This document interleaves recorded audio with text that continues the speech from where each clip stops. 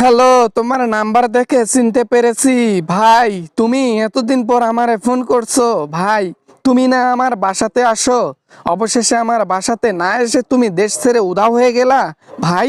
ভাই কি আর করব ভাই, আপনার বাসায় যাওয়ার কথা ছিল, পরে ভাবলাম আপনার বাসায় গেলে আপনি তো পিছনে খিল দেওয়ার জন্য বসে আছেন, উল্টা আমাকে এক দড়ি দিয়ে বেঁধে জনগণের হাতে তুলে দিতেন, এই জন্য যাই নাই। হ্যাঁ ভাই, তা তো বটে, অবশ্যই আপনার পিছনে একটা বাস দিতাম, প্রথমে হাত পা বেঁধে তারপর জনগণকে বিলিয়ে দিতাম যে নাও তোমাদেরকে ত্রাণের মাল দেওয়া হলো, লুটে পুটে খেয়ে দাও কাউবাকাদেরকে। এই জন্যেই এই জন্যেই আমি যাই নাই, না হলে কি আর না যাইতাম, অবশ্যই যাইতাম।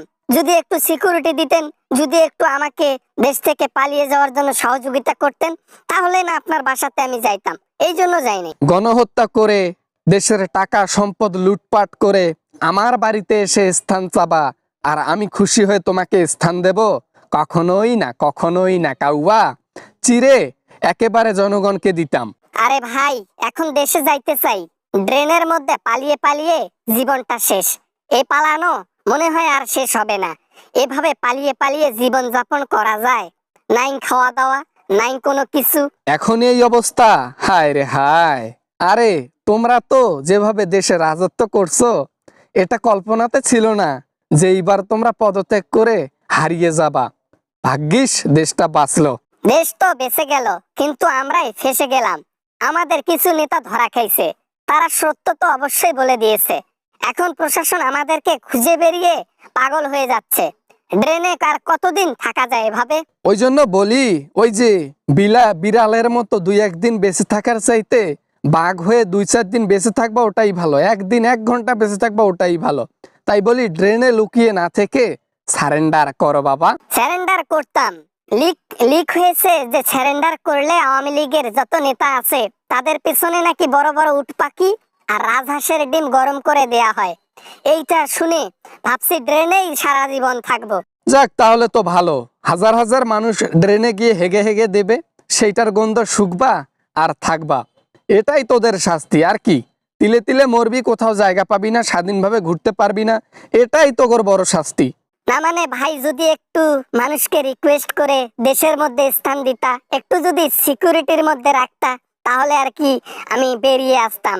ড্রেনে থাকতে থাকতে আর ভাল লাগে না, কি বলেন ভাই? একটু আগে কি বললাম রে কাউয়া? তুই কি কাউয়া? তুই কি মাথার মধ্যে বেরেন নাই নাকি? হ্যাঁ, সারেন্ডার কর, তাইলে তো তোর সিকিউরিটির মধ্যে রাখা হয়। অনেকজন সারেন্ডার করছে না, ধরা খাইছে না, তারা তো ভালোই আছে, খাচ্ছে দাচ্ছে, বড় বড় ডিম খাচ্ছে তল দিয়ে উপর দিয়ে।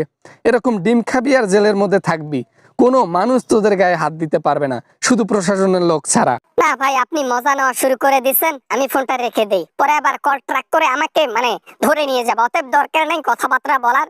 ওকে, ঠিক আছে ভাই, ভালো থাকেন। আমি ড্রেনে আছি, ভালো আছি, ওই ধরা খেয়ে তল দিয়ে ডিম খাইতে চাই না। হ্যালো হ্যালো হ্যালো, এ লাস্ট কথাটা শুনো কাউয়াকাদের। কতদিন এভাবে বেঁচে থাকবা? কতদিন পালিয়ে বেড়াবা? একদিন ধরা খাবা না? জনগণের হাতে একদিন পড়বা না? অতএব সারেন্ডার করে শান্তিতে এসে জেলের মধ্যে থাকো, বোঝো নাই? এখন এরকম ড্রেনের মধ্যে আসছো, একদিন ধরা খাইলে মানুষ তোমাদেরকে ওই যে হাঁস যেভাবে খায় না হাঁস, ওরকম করে কাউয়া ভেজে খাবে। বুঝছো আমি কি বলছি? হ্যালো হ্যালো হ্যালো, রেখে দিছো না? বুঝছি তো। হ্যালো, আসসালামু আলাইকুম ওরহমতুল্লাহি ওবারাকাতু।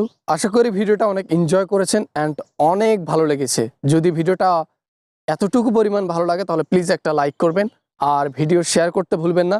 দেখা হবে এরকম অ্যামেজিং ভিডিও নিয়ে আবারও আপনাদের সঙ্গে। সবাই ভালো থাকবেন, সবাই সুস্থ থাকবেন। খোদা হাফেজ।